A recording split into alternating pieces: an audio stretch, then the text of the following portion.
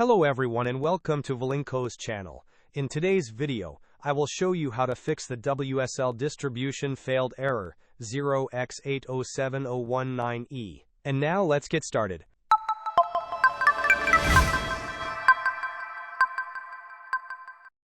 To resolve the WSLRegisterDistribution failed error hexadecimal 0x8007019e, we need to ensure that the Windows Subsystem for Linux feature is enabled.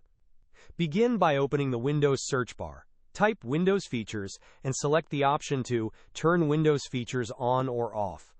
In the Windows Features window that appears, scroll down the list until you locate the entry for Windows Subsystem for Linux. Place a checkmark in the box next to this option. After selecting it, click OK. Windows will then proceed to apply the necessary changes, which may take a little while as it copies and configures the required files.